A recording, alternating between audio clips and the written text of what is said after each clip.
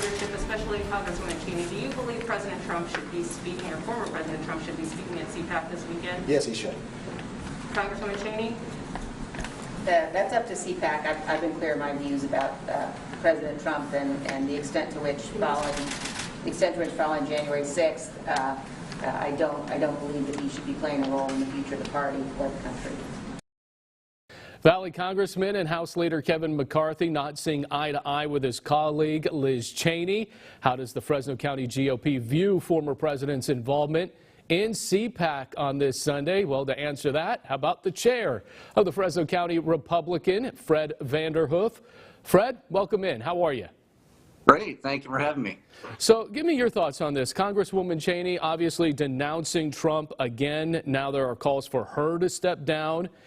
Is she right that Trump should not be representing the party after the January 6th insurrection? No, she's dead wrong, and so are the other people that voted to impeach Trump. I don't think she's going to last very long.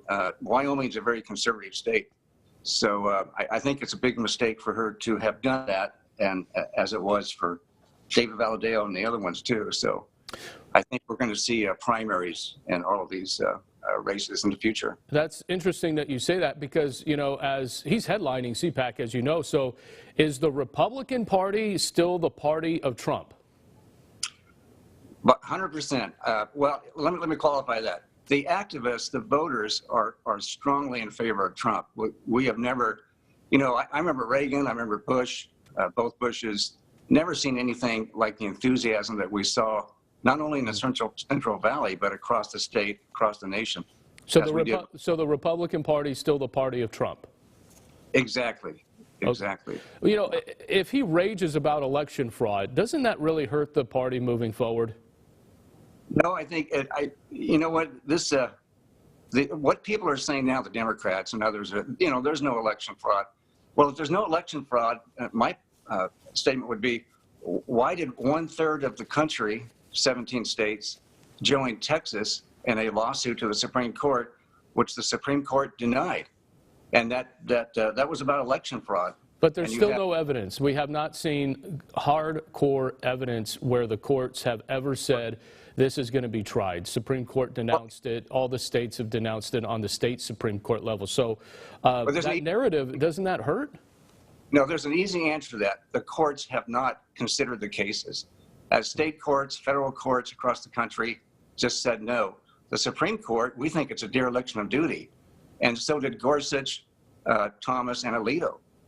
Thomas said, if this isn't solved, this problem with voter fraud or inconsistencies, then there's going to be catastrophic consequences. Well, I'm interested in knowing this because the RNC this week launching a new initiative, and you know about this, bolstering election integrity, and will begin issuing public records requests to election officials across the country.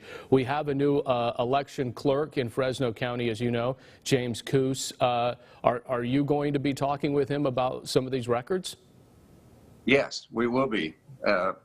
At some point in the future, we'll be glad to sit down and talk with them. I want to get your thoughts on this. Is the party still supportive of David Valadao? You guys came down pretty hard on him when he did vote to impeach. The local activists, those voters, the local activists in Kern and Kings County, Tulare County, and Fresno are still livid about what he did. Yes, there are a lot of elected Republican officials that support him, but he's not very popular with the voting public. So Chris Matisse is going to run in the Republican primary in 2022 in this district. Is the GOP, the local GOP, ready to support him? Well, we're going to support someone, but we don't know if Chris Matisse will be the only one. If he is, we will. But there could be, probably will be others that will come forward. So you're not going to support Valadao? Correct. Wow, this is the first time we're hearing that. Does he know that?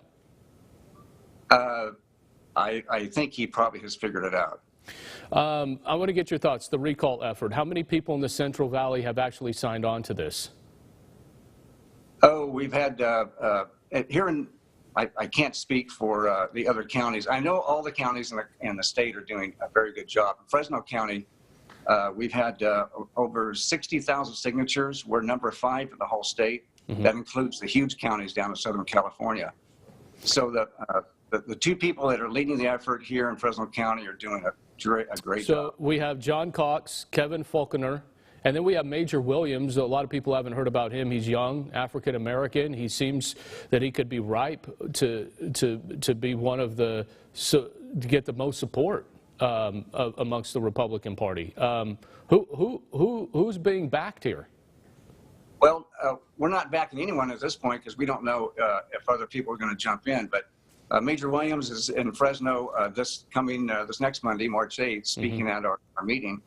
And he's very exciting and looks good. We've had John Cox speak a month ago, and we'll have others speak also in the future. I want to finish with this real quick, couple seconds here. Mayor Jerry Dyer in the national news, as you know, he was on the show last week saying, I don't represent a party, I represent the people of Fresno, backing the President Biden's COVID relief plan. Are you, or is the party okay with that? Yeah, I think the way I see it is we've got a left-wing cabal on the Fresno City Council. We've got 6 Democrats, 1 Republican. So if we get more Republicans on there, I think we'll see Jerry Dyer have a different type of statement. Interesting. Okay, there he is, Fred Vanderhoof, the chair of the Fresno County Republican Party. Appreciate the time. Okay, thank you. Thank you.